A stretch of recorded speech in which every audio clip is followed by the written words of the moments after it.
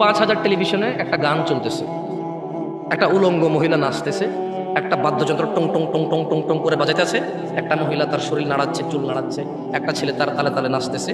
এবার এখানে চাচা চাচি বসে বসে রিমোট নাড়াচ্ছে আর পা এভাবে নাড়াচ্ছে। হ্যাঁ, ঠিক আছে। তাহলে কয় হাজার ফ্যামিলিতে দেখছেন এই ডিসকেবল ব্যবসায়ী একটা গান শুনলে একটা গানের ওর গুণা হতো 5,000 পরিবারের প্রত্যেকের একজনের যে গুণা, এই 5,000 প্রত্যেক ব্যক্তির সেম গুণা যে ডিসকেবল ওই গান দেখতে দিল তারা। 99টা দপ্তর হওয়া সম্ভব মনে হয় এবার, না আরো বেশি হয়ে যাবে মনে হয়, আমি বুঝাতে পারি। আমি যখন আরো একটু ছোট ছিলাম, স্বাভাবিক সবাই ছোট থেকে আস্তে আস্তে বড় হয়, এখনো ছোট আপনাদের তুলনায়, কিন্তু যখন আরো ছোট ছিলাম আর কি, তখন যখন এই হাদিস পড়ছি আমি চিন্তা করলাম যে একটা যুবক ছেলে নাইলে দিনে একবার হস্তমৈথুন করে, এরপরে সে ভয় পেয়ে যে তার যৌন শক্তি নষ্ট হয়ে যাবে, বলে যে আস্তাগফিরুল্লাহ আস্তাগফিরুল্লাহ আর করবো না, 1 মাস হওয়ার করে না। নাহলে 15 দিন একটা মেয়ের সাথে কথা বলে, নাহলে একটা মেয়ের পিছনে 1 বছর টার্গেট দিয়ে ঘরে ওরে বিয়ে করবে, একটা অপরাধ জেনা। একটা লোক নাহলে 1 বোতল মদ খাইছে বন্ধু বান্ধব নিয়ে বৈশা, মদ পৃথিবীর মানে অন্যতম অপরাধের মধ্যে একটা, কারণ এই মদ খেলে মানুষ জানাও করে, মদ খোর জানাও করে, অশ্লীলতা জড়াই পড়ে। এখন এই 1 বোতল মদ খেলো, পরের দিন আরে সব মানুষ কি ব্যবসায়ী হয় নাকি? এই এলাকার পোলাপানি সিগারেট খায়, খুঁজা খায়, আমি জানি বহুত পোলাপান আছে 10 টাকা দিয়ে, তার কাছে টাকা নাই একটা সিগারেট খাওয়ার, তো তাহলে কয় প্যাকেট সিগারেট খাই দিল? অত টাকা নাই তো, ওরা বড় যে টাকা দিচ্ছে, স্যান্ডেল কিনছে, জুতা কিনছে, মোবাইলে রিচার্জ করছে PUBG খেলার জন্য, প্রেমিকার মোবাইলও কিছু টাকা পাঠাইছে, এরপরে কয় টাকা সিগারেট খাওয়া হলো ভাই? ওর বাপ 1 লাখ ইনকাম করে 4 বাড়ি পকেট খরচ দেয়। তো দেখলাম যে আমি যখন ছোট ছিলাম চিন্তা করলাম যে আসলে সে যে অপরাধ করে, অপরাধের একটা সীমা আছে। আপনি একটা মহিলার সাথে ঘুমালেন জানা করতে, কতক্ষণ তার সাথে ঘুমাবেন? কতদিন লাগাতার এভাবে আপনি জানা করেন? আমি চিন্তা করলাম 99টা দফতর খুলবে অপরাধের। হাউ একটা মানুষ, এই সাউন্ড একটু কমাতো ভাই, সাউন্ড একটু কমাতো, কানে লাগে, হালকা কমাতো। আমাদের একটু ডিজাইনের দরকার নাই, সুন্দরের দরকার নাই, স্পষ্ট দরকার, কি বলেন? কথাটা পরিষ্কার শোনা গেলেই হলো, অত কিকু বিসমিল্লাহ বিসমিল্লাহ বিসমিল্লাহ দরকার নাই। আমি গজল গামো না, যদি গজল গাই তাহলে ঠিক আছে, এরকম সাউন্ডের দরকার আছে, মারহাবা, হ্যাঁ তাহলে ঠিক আছে। এমনি কথাবার্তার জন্য সাউন্ড হইলে চলে, কোনো ইকু লাগবে না। তো আমি তখন যখন ওই যে আরো ছোট ছিলাম, আমি সৌদি আরবে ছিলাম তখন। তো সৌদি আরবের পোলাপাইনের যে আমার বন্ধু বান্ধব, তাদের অপরাধ, সৌদি পোলাপাইন আর আমি কি সমান? এমনি ছোটবেলায় সাইকেল টাইকেল চালাইছি ওদের সাথে, একলা পাহাড়ের উপরে বসে মুরগি টুরগি জ্বালায় খাইতাম।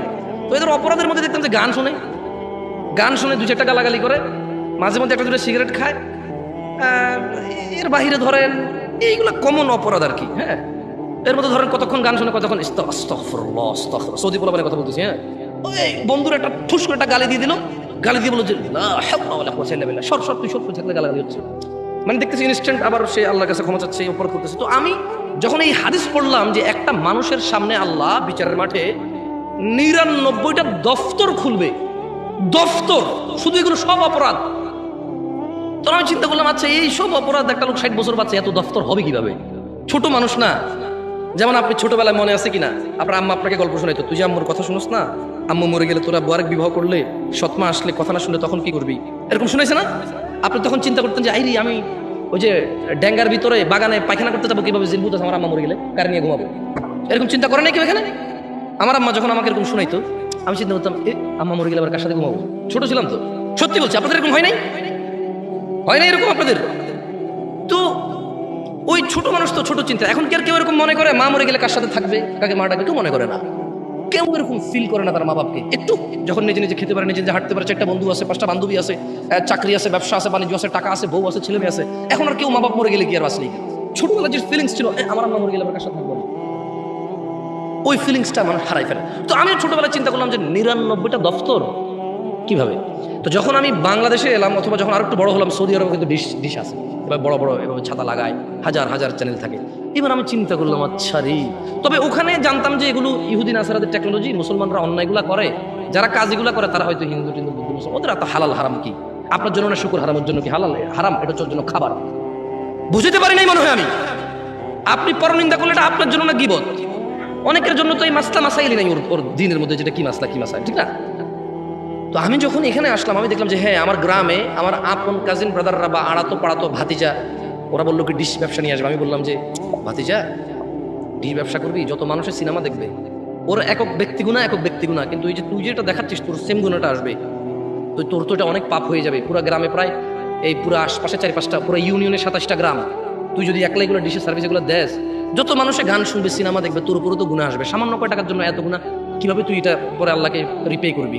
আর মানুষের গুনাহ তো মানুষও, এটা মানুষ রিলেটেড তো সমস্যা। আমাকে বলো যে কাকা আমি না দিলে অন্য কেউ তো দিয়ে দিবে, তাহলে ইন্টারনেট ব্যবসাকে কি বলো কাকা বলো? তার মানে তার এটা হারাম, সমস্যা নেই, কারণ ইন্টারনেট ব্যবসা তাহলে কি মানে এরকম। তো শোনেন গাজীপুরবাসী, ওই যে আবার একটু বলেন তো আমার সাথে, আমি আবার টপিকে আসি। দেখছেন কি সুন্দর লাগে না? মাশাআল্লাহ। এটা হচ্ছে আমাল। এটা হচ্ছে কি? এটা কি? এটা মানুষ ব্যক্তি আমল করবে। আমি আসতেছিলাম যে লা ইলাহা ইল্লাল্লাহ এটা কত বড় জিকির সেটা বলতে আসতেছিলাম। এই এতগুলো উদাহরণ। তো কিয়ামতে আল্লাহ এক ব্যক্তির সামনে 99টা অপরাধের দফতর খুলবে এবং আল্লাহ তাকে বলবে যে বান্দা তুমি কি এই অপরাধগুলো করেছো? বান্দা বলবে হ্যাঁ ইয়া আল্লাহ, এই সমস্ত অপরাধগুলো আমার, আমি স্বীকার করছি। আল্লাহ তাকে বলবে তার আমাল নামায় ঈমান কি? আমল নামায় কি থাকবে? ঈমান হচ্ছে মানে ধরুন লা আশহাদু আল্লা ইলাহা ইল্লাল্লাহ ওয়া আশহাদু আন্না মুহাম্মাদুর রাসূলুল্লাহ, অথবা লা ইলাহা ইল্লাল্লাহ ওয়াহদাহু লা শারীকা লাহু লাহুল মুলকু ওয়া লাহুল হামদু ইউহয়ী ওয়া ইউমীতু ওয়া হুয়া আলা কুল্লি শাইইন কাদির, অথবা লা ইলাহা ইল্লাল্লাহ। এটাই ঈমান। এটা কি? আল্লাহ ছাড়া কোনো অন্য মাবুদ, উপাস্য মানে মানার মতো, ভয় পাওয়ার মতো, পরোয়া করার মতো অন্য কোনো ইলাহ নাই। কি নাই? ইলাহ নাই। এটা হচ্ছে লা ইলাহা ইল্লাল্লাহ, যেটা আপনি জিকির করেন প্যান্ডেলে বসে সবাই মিলে একত্রিত করেন, অথচ কেউ এখান থেকে বেরিয়ে গিয়ে আর করেন না। তো আমি আপনাদেরকে এখানে আমলটা করালে কি লাভ? আপনি প্যান্ডেল থেকে বের হয়ে আবার কিছুই করবেন না। আমি শিখিয়ে দিচ্ছি এই লা ইলাহা ইল্লাল্লাহর কত ক্ষমতা। 99টা দফতর অপরাধের একটা পাল্লায় রাখা হবে, একটা কাগজের টুকরোর মধ্যে ওর লা ইলাহা ইল্লাল্লাহ লেখা থাকবে। আল্লাহ ওই লা ইলাহা ইল্লাল্লাহ ওকে বলবে যে ওর মিজানে দিতে, ও বলবে যে ইয়া আল্লাহ 99টা দফতর অপরাধের আর লা ইলাহা ইল্লাল্লাহ, আল্লাহ আপনি কি বলছেন? আল্লাহ আল্লাহ বলবে যে ঠিক আছে তুমি দেখো না। ওর এই কাগজের টুকরো লা ইলাহা ইল্লাল্লাহ ওর পাল্লার মধ্যে রাখবে, লা ইলাহা ইল্লাল্লাহ ভারী হবে। এটা হচ্ছে লা ইলাহা ইল্লাল্লাহ জিকির, যেটা আপনারা এখানে বসে বসে সবাই মিলে করেন। আপনাদের কাছে মনে হচ্ছে এটা একটা আনুষ্ঠানিকতা, কেউ একজন আসবে এখানে, এসে আপনারা সবাই বসে থাকবেন, এরপরে তার সাথে বলবেন লা ইলাহা, ব্যাস, এরপরে শেষ। নাই, এখান থেকে উঠছেন নাই, ঘরে গেছেন নাই, দোকানে গেছেন নাই, রাস্তাঘাটে নাই, মসজিদে নিজে নিজে নাই, শুধু মাহফিলের একটা অনুষ্ঠান। এটা আপনি ভেবে নিয়েছেন। এই জন্য আমি আপনাকে আমল করাবো না, আমি আপনাকে শিখিয়ে দিলাম বেশি বেশি আল্লাহ জিকির করবেন, লা ইলাহা ইল্লাল্লাহ জিকির করবেন, আশহাদু আল্লা ইলাহা ইল্লাল্লাহ ওয়া আশহাদু আন্না মুহাম্মাদুর রাসূলুল্লাহ, লা ইলাহা ইল্লাল্লাহু ওয়াহদাহু লা শারীকা লাহু লাহুল মুলকু ওয়া লাহুল হামদু ইউহয়ী ওয়া ইউমীতু ওয়া হুয়া আলা কুল্লি শাইইন কাদির। এই জিকিরগুলো বেশি বেশি করবেন। শুনেন গাজীপুরবাসী, যেটা বলছিলাম যে ওয়াজ খুব বেশি একটা ভালো লাগবে বলে মনে হয় না, কারণ এখানে মানুষ সরে সরে ওয়াজ শুনতে অভ্যস্ত হয়ে গেছে। হালকা একটু গজল হবে, কিস্সা হবে, কাহিনী হবে, বউয়ের একটু বদনাম হবে, মায়ের পক্ষে একটু কান্নাকাটি হবে, নতুন বউয়ের বদনাম হবে, শাশুড়ি ভাত দেয় না, নতুন বউ খারাপ, ছেলে বিয়ে করে পর হয়ে গেছে, একটু সিনেমা নাটকের ফ্যান্টাসি হবে। এটা এখন ওয়াজের পরিণতি হয়ে গেছে। তো এগুলো কিছুই আজকে হবে না। এই জন্য আমি বড় চিন্তিত আছি, গাজীপুর মানুষ আদৌ কি বুঝবে আমি ওয়াজ করে চলে যাওয়ার পরে যে ওয়াজ করলাম না, কথা বললাম। কারণ এরকম হয় অনেক জায়গায় বলে যে হুজুর তো ওয়াজ করে না, কথা বলছে। হ্যাঁ, বলে যে ওয়াজ কি? বলছে আল্লাহুম্মা সাল্লি আলা, এটা হচ্ছে ওয়াজ। আর এই যে কথা বলতেছি এটা ওয়াজ না, এটা হচ্ছে কথা। শোনো গাজীপুরবাসী, গাজীপুরের নয়াপাড়ার মহিলা এবং পুরুষ, সুস্থ এবং অসুস্থ, ধনী এবং দরিদ্র, মুহাম্মদ ইবনে আব্দুল্লাহ সাল্লাল্লাহু আলাইহি ওয়াসাল্লামের উম্মতরা তোমরা শুনে নাও। তোমাদের রাসূল বলছে আন আবি হুরায়রা রাদিয়াল্লাহু আনহু قال, আবু হুরায়রা রাদিয়াল্লাহু আনহু থেকে বর্ণিত, তিনি বলেন قال রাসূলুল্লাহ সাল্লাল্লাহু আলাইহি ওয়াসাল্লাম, রাসূলুল্লাহ সাল্লাল্লাহু আলাইহি ওয়াসাল্লাম বলেছেন কুল্লু উম্মতি ইয়াদখুলুনাল জান্নাহ। শোনো উম্মতে মুহাম্মদ, শোনো তোমাদের রাসূল কি বলছে সাল্লাল্লাহু আলাইহি ওয়াসাল্লাম। শোনো উম্মতে মুহাম্মদ, আবু বকরের মেয়ের জামাই কি বলছে রাদিয়াল্লাহু আনহু। শোনো শোনো উম্মতে মুহাম্মদ, উম্মাহাতুল মুমিনিন আয়েশা রাদিয়াল্লাহু তাআলা আনহার স্বামী কি বলছে শোনো। তিনি বলছেন কুল্লু উম্মতি, আমার সব উম্মত, ইয়াদখুলুনাল জান্নাহ। আল্লাহ, হে আল্লাহর রাসূল সাল্লাল্লাহু আলাইহি ওয়াসাল্লাম, আপনার সব উম্মত জান্নাতে যাবে, শুধু যে আপনাকে অস্বীকার করে সে ছাড়া। কে সে হতভাগা, কে সে অস্বীকারী যে আপনাকে অস্বীকার করে, অথচ আপনার উম্মত অস্বীকার করে আপনাকে। কল, উম্মতে মুহাম্মদ কান দুটো খুলে শোনো, শোনো ফাতেমা রাদিয়াল্লাহু আনহার আব্বা কি বলছে সাল্লাল্লাহু, তিনি বলছেন মান আতাআনি, যে আমার অনুসরণ করলো, মানে যেই ব্যক্তি মুহাম্মদ সাল্লাল্লাহু আলাইহি ওয়াসাল্লামের অনুসরণ করলো, দাখালাল জান্নাহ। যে ব্যক্তি মুহাম্মদ সাল্লাল্লাহু আলাইহি ওয়াসাল্লামের অনুসরণ করলো, দাখালাল জান্নাহ, সে জান্নাতে প্রবেশ করবেই করবে। এটা কে বলেছে? আল্লাহর রাসূল বলেছে সাল্লাল্লাহু আলাইহি ওয়াসাল্লাম।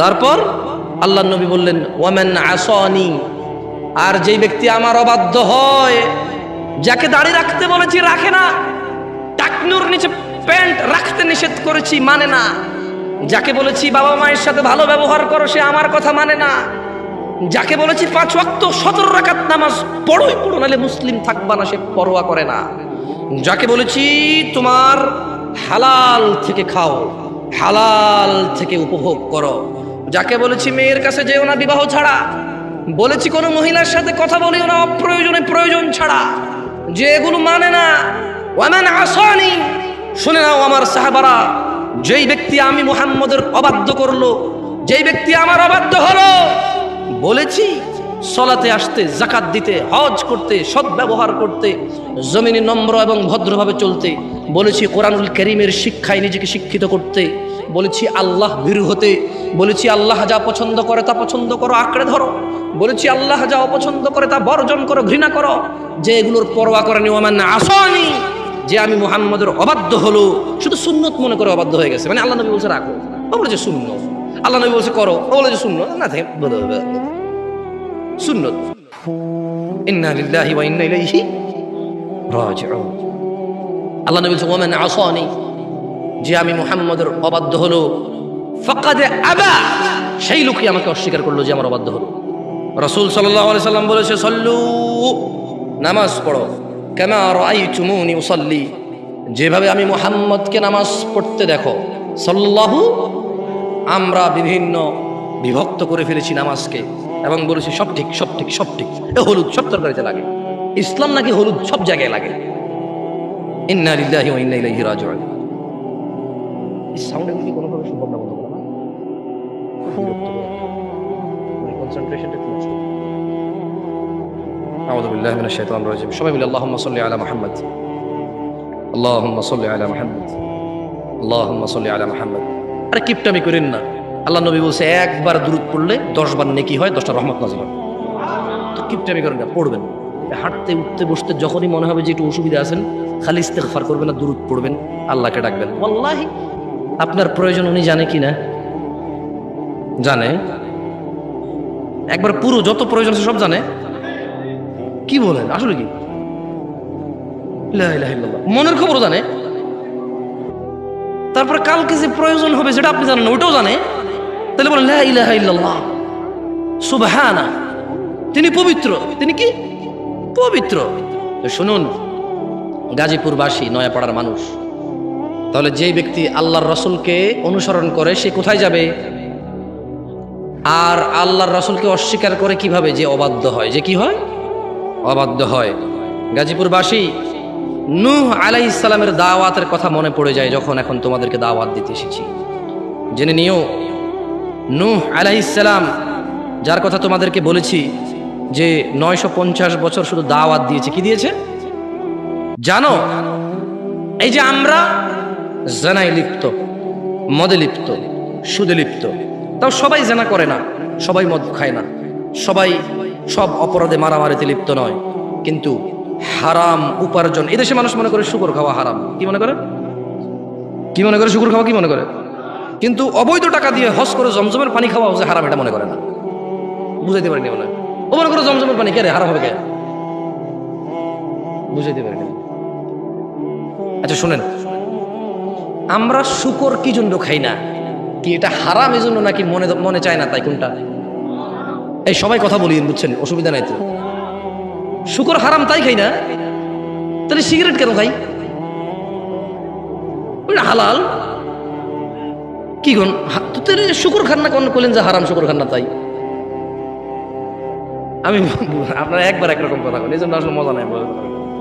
শুকর কেন খাই না? তাহলে মদ কেন খাই? মদ খাওয়া ছেলেটা কিন্তু শুকর খায় না কেন? নাম নিলে তো 40 দিন ওষুধ থাকে না।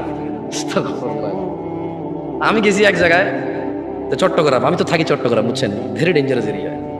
তো ডেঞ্জারাস বলতে না, ওই ডেঞ্জারাস না, আমি বলতে চাইছি খুব ধার্মিক এরিয়া আর কি, বুঝছেন। মানে যেভাবে ওনারা ধর্ম পেয়েছে, যেভাবে যে বোঝে, অনেকগুলো ফিরকা আছে ওখানে, বাংলাদেশে প্রায় সব, কিন্তু তবুও চট্টগ্রাম তো একটু ভিন্ন। মানুষ ধর্মপ্রিয় বেশি। কি প্রিয় বেশি? ধর্মপ্রিয়। যে যেভাবে ধর্ম বুঝে সেভাবে চেষ্টা করে পালন করা। তবে নামাজি অত বেশি নাই এখানকার মতোই, আমার গ্রামের মতোই। ওই নামাজির সংখ্যা সব সব জায়গায় এভারেজ, সব জায়গায় কি এভারেজ। তো আমি কথায় কথায় শুকুর নিয়ে কথা উঠলো। তো ওখানে আমরা 4-5 জন লোক কথা বলতেছিলাম, সবাই আমরা পরিচিত ছিলাম। তো একটা আমার ফ্রেন্ড ছিল, বয়স আমার থেকে একটু বড়। তো বললো যে জামশেদ, আমরা যে কক্সবাজার যাচ্ছিলাম ওই যে রোহিঙ্গাদেরকে দেখতে, তখন তো বাংলাদেশে ওরা ঢুকলো, বললো যে তোর মনে আছে যে কতগুলো শুকুর দেখলাম, ওইদিকে শুকুর পালে ওরা।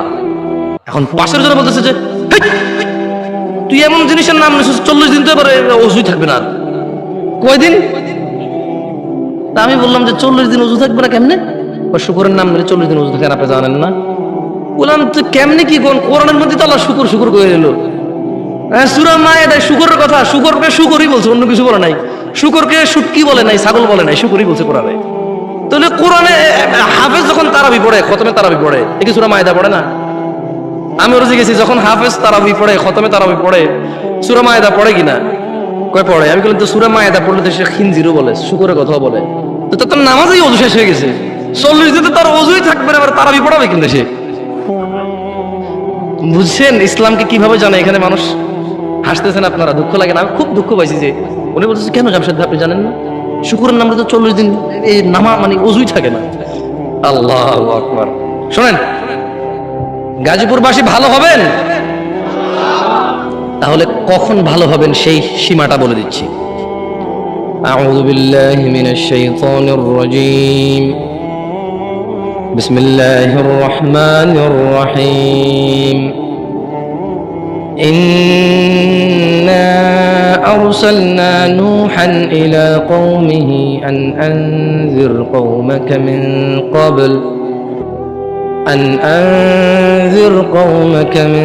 قبل أن يأتيهم عذاب أليم। আল্লাহ তাআলা উম্মতে মুহাম্মদকে সতর্ক করতেছেন নূহ আলাইহিস সালামের ঘটনা বর্ণনা করে। সতর্ক হবেন। গাজীপুরের মানুষ, তোমাদের রব বলছে ইন্না আরসালনা নূহান ইলা কওমি, নিশ্চয়ই আল্লাহ নূহ আলাইহিস সালামকে পাঠিয়েছে নূহ আলাইহিস সালামের উম্মতের কাছে, সম্প্রদায়ের কাছে।